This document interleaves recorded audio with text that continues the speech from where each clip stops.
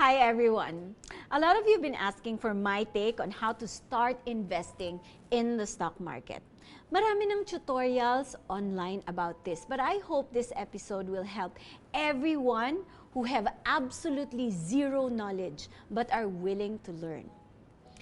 Para ito sa mga tawagin na nating investing for dummies or yummies or dummies who are yummies. And we have asked the help of a veteran stock investor and the chairman of Call Financial, Edward Lee, one of my trusted friends who has been in the field of financial literacy for the longest time. Second World War pa lang yata, ginagawa niya na to.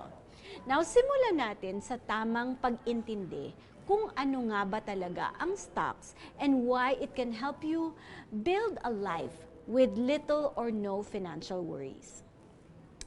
Ano nga ba yung mga pinakasikat na kumpanya sa Pilipinas? Yung madalas siguro ninyong pinupuntahan, katulad ng SM, Ayala Mall, Robinsons. Gusto ba ninyong makisosyo sa mga negosyo na yon? Alam nating lahat na kung pupunta tayo sa opisina ng may-ari, baka sa gwardya pa lang hindi na tayo makapasok.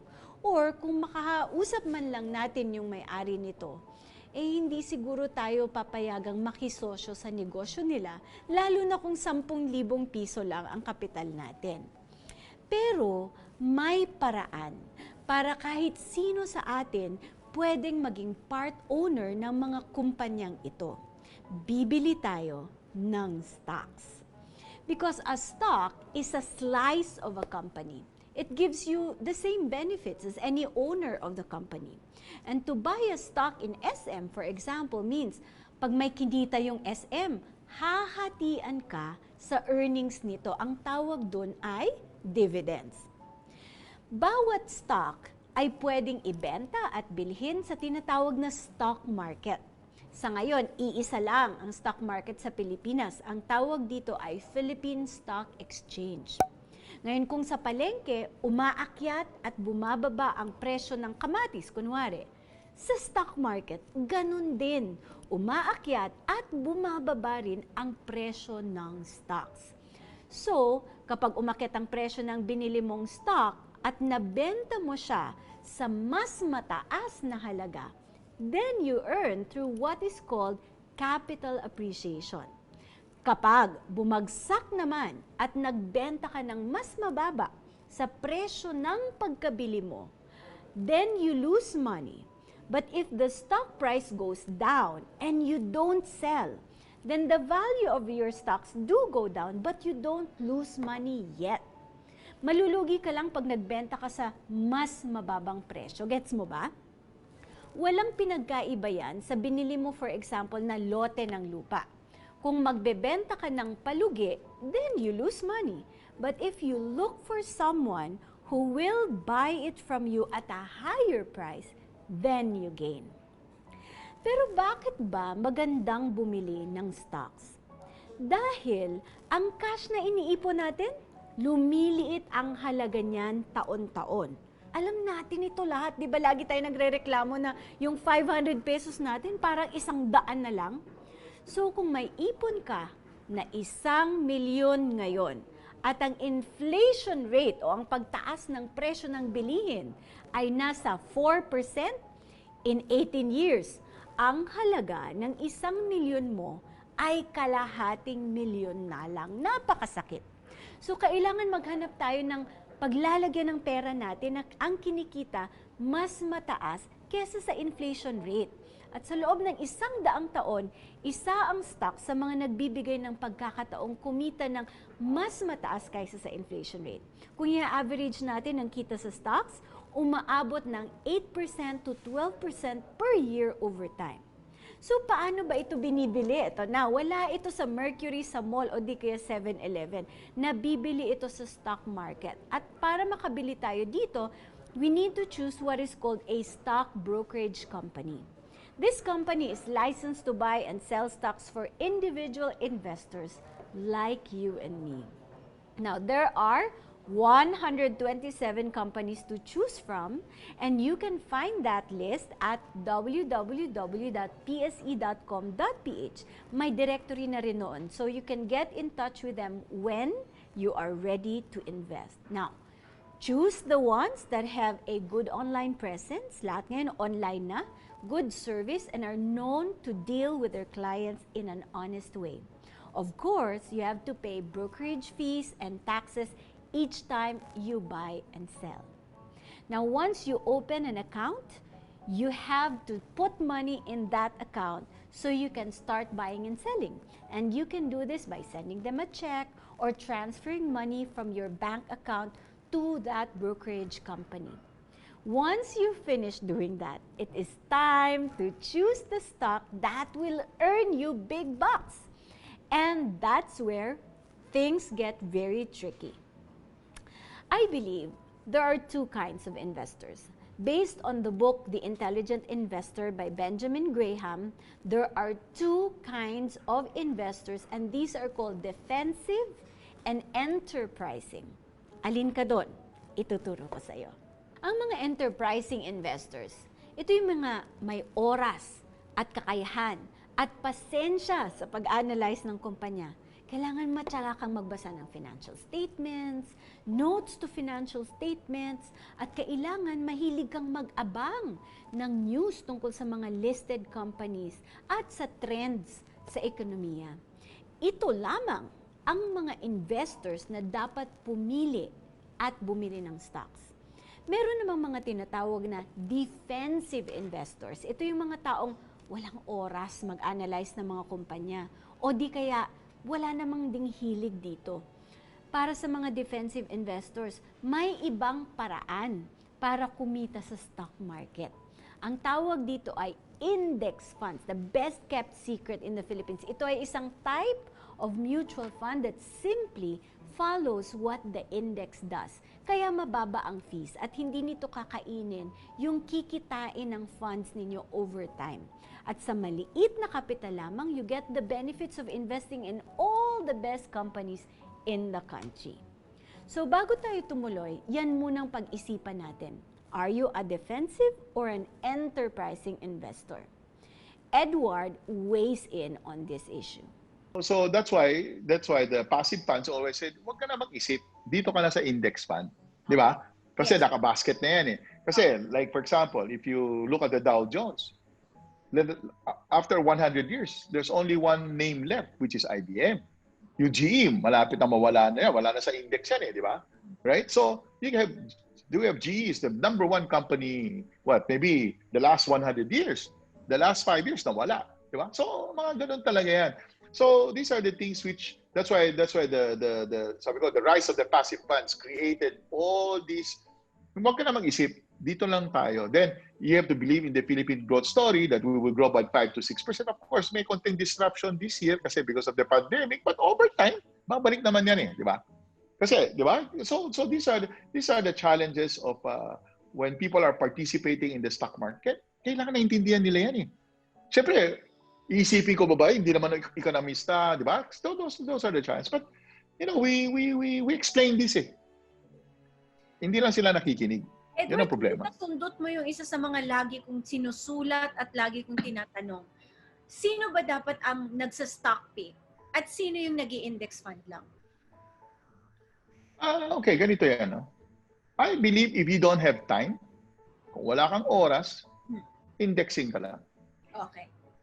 Especially kung wala ka pang pera. That's the best. Di ba? Kasi wala kang pera, nag-umpisa ka lang eh. Di ba? Empleyado ka. So, ito yung sinasabi natin, the 3 basic law of money, di ba? Yes. So, save, invest, reinvest. The best time to do it is people who are working. Empleyado ka, worker, magtatabi ka lang 5-10% of your whatever you have. It can be, let's say, kung minimum wage mo is 800 pesos. Oh. Magtabi ka lang 80 pesos. Tapos bumili ka na ng index fund. Di ba? So, this is a forced savings, ha? Di ba? It's a forced savings. Wala ka pang... tatabi mo lang yan. Ang problema natin, Salve, after 10 years, milyonaryo na siya eh. Hirap na. Hirap na May problema ka na. Now, assuming that you are an enterprising investor, what do you do? Edward Lee has 5 tips.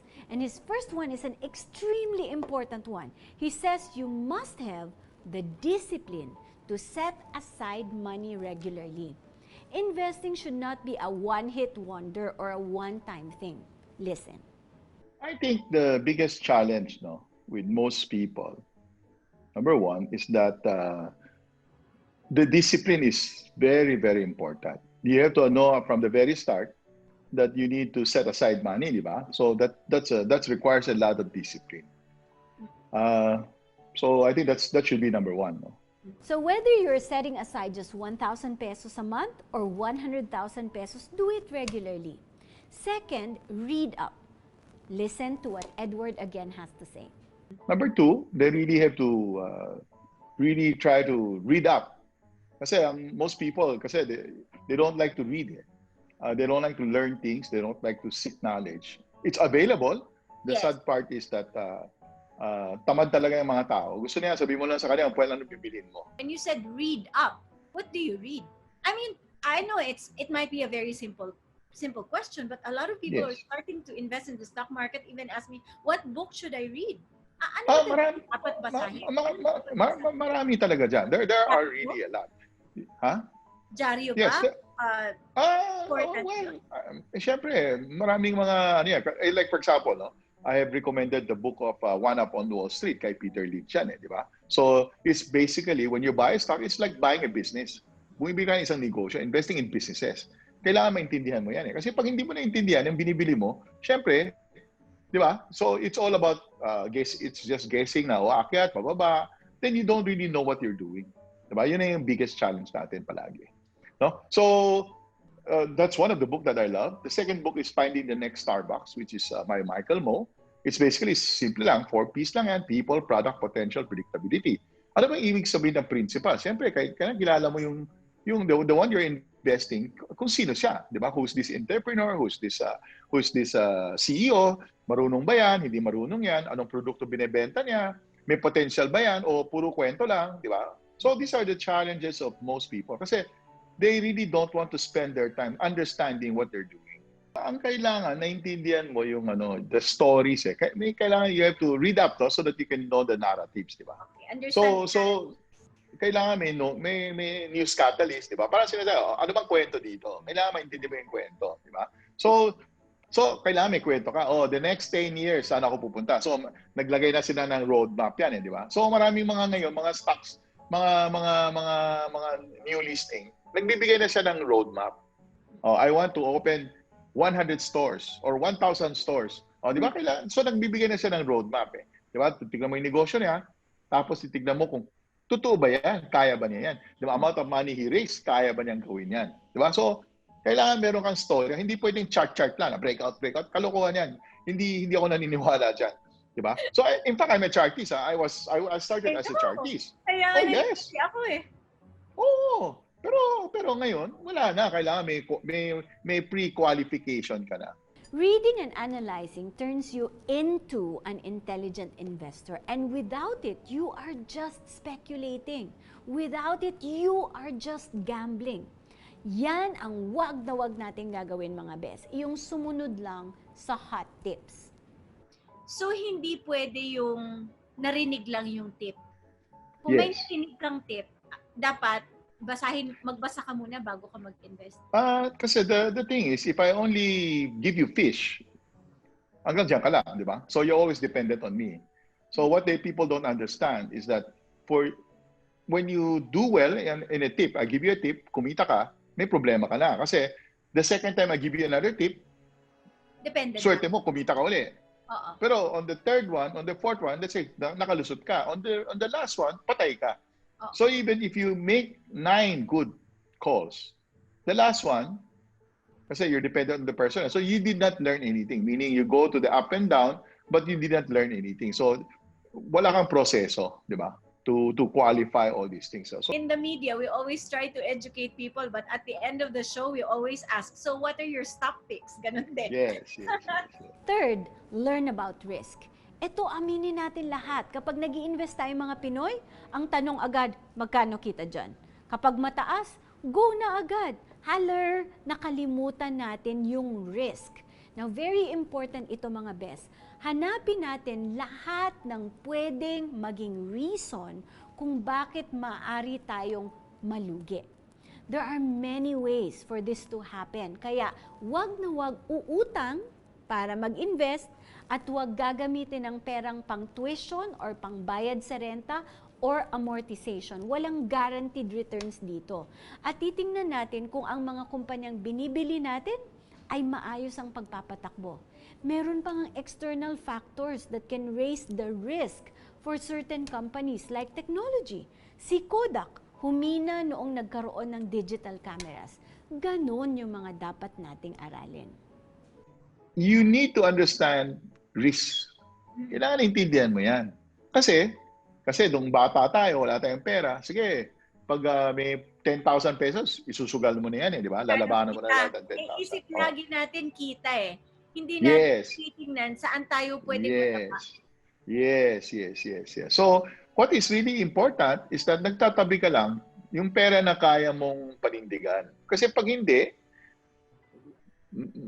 mag-utang ka, delikado ka talaga. Yan ang ginawa ko nung bata ako. Nag-utang ako sa kapatid ko, nag-utang ako sa kaibigan ko. So, siyempre kasi akala mo marunong ka na di ba? 1973 yan, I remember. I was in Zoom meeting this morning, 6 o'clock with sa Boston, with the JA Worldwide, di ba? They're interviewing me. Same thing.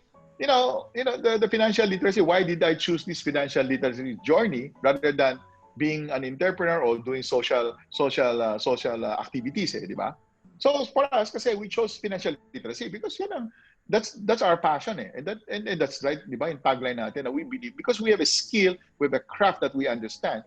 So we really believe that if you learn this, di ba? That's why we said we believe that all Filipinos deserve to be rich. Kasi alam na natin yung formula kung paano gagawin Problema, only when you're ready to receive it, di ba? Ayun na nga, Edward, parang everybody deserves to be rich, but only those who really study hard. We're ready. Are you ready to receive it? The third one is really critical. Is that kailangan alam mo yung how much you're risking Di ba? Hindi pwede bara-bara lang di ba? So those are the challenges that each and every person will encounter, whether you are investing or you're actively trading the market. Kailangan maintindihan, may mga rules talaga yan. Topic ng risk, Edward, it's a big topic. Kasi magsisimula ka dun sa sinabi mo na risky ka kung ang ilalagay mo sa stock market yung kailangan mo pang tuition in 6 months, diba? That's already abuse of that concept of risk. Dapat hindi pwede. So you put only in the market, meaning kung naiintindihan mo yung risk doon, you put only money that you don't need in maybe 3 to 5 years, yung tipong pwede mong kalimutan, ganon, diba? But when you look at the risk of a particular industry or a stock or a corporation, ang laking issue, ang laki ng pag-aaralan mo doon. Now, once you have done all this, the next step is to execute it. Jump in! Marami akong kilala, basa lang ng basa, YouTube lang ng YouTube, taon na ang lumipas, walay pa rin. Huwag ganun. The next one that is important is that you need to execute it. Kailangan may execution ka. Kasi puro kwento lang, wala namang mangyayari sa atin yan, di ba? True. So you need to learn how to execute it, di ba? Learn how this game is played, learn how to execute it, and then experience it. Kailangan natin yan Kasi kung hindi mo maintindihan yung libro na bigay ko sa iyo, maski simple lang yan, hindi mo maintindihan yan, yung behavioral di ba? Now, fifth and most important, understand the emotional cycle of investing. Napaka-importante nito. And Edward says there's fear, hope, greed, and desperation. Let's listen in. I think the last thing is more important is understanding the emotional cycle of investing. Kasi we are human being. Kailangan naintindihan mo yan It's called the fear, hope, greed, and desperation. So it's dapat hope, greed, fear, then desperation. So, start with hope. Gusto mo kumita, tapos umakyat, so naging greedy ka na, tapos pagbalik, parang natatakot ka na, tapos desperation na, ayaw mo na ng stock market. Kailangan the emotional side of investing has to be there para you know that when the market is going down, parang there's a sale in Mega Mall, the SM Mall, tuloy-tuloy ka pa, huwag ka matakot. No?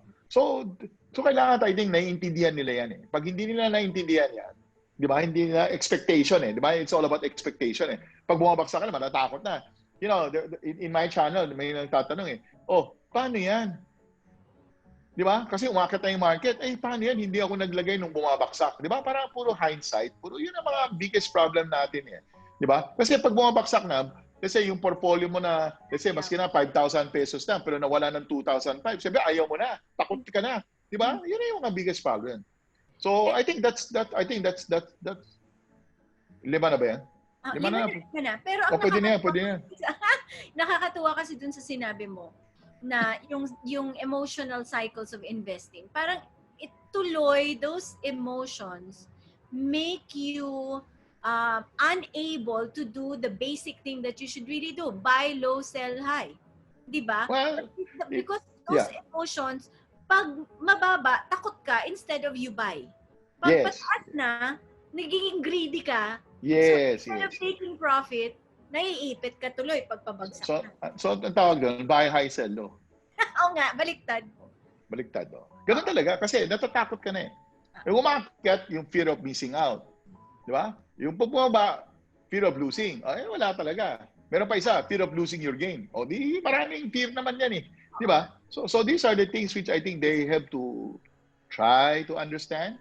But without executing it, without starting somewhere, di ba? And then maybe slowly, small amount of money para ma-feel mo lang kung tama yung ginagawa mo. And then you have to write down anything you do, why you bought it, why you sold it, kailangan sinusulat mo yan para may reflection ka.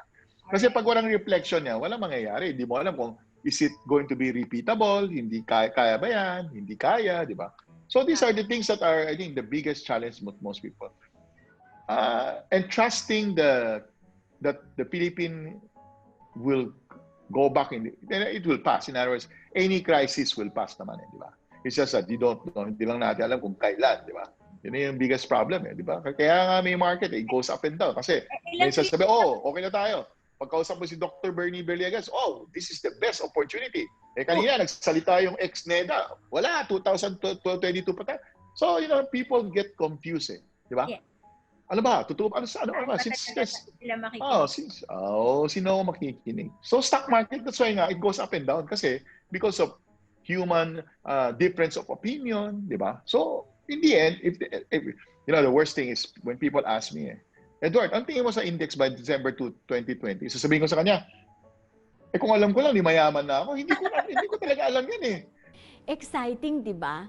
Alam ba ninyo na kung bumili kayo ng DMCI stocks noong 2001, yung 2,800 ninyo ay naging 500,000 na by end 2012.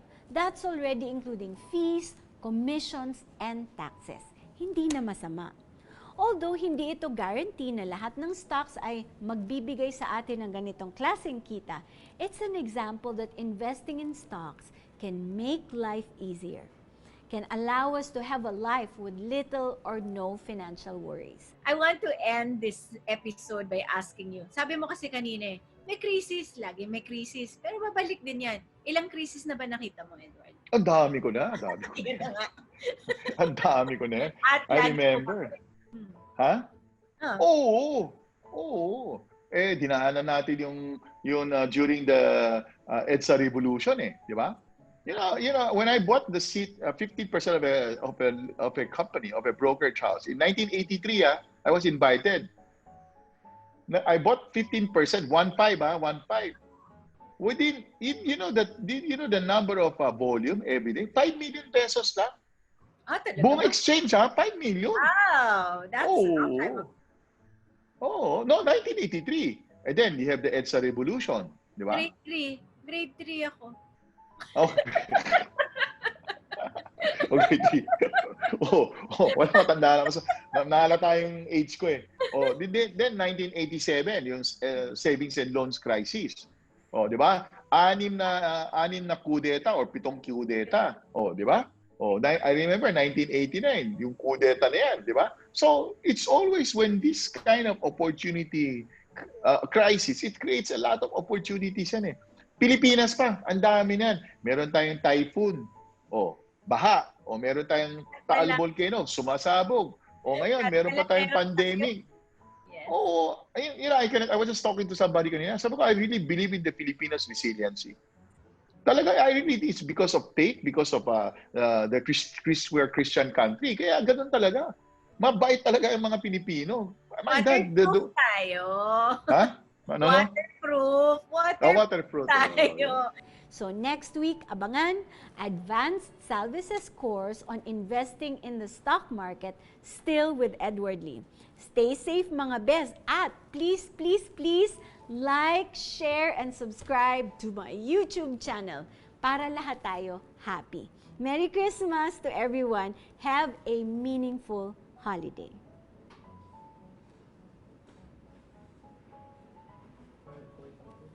Yay! Tapos na.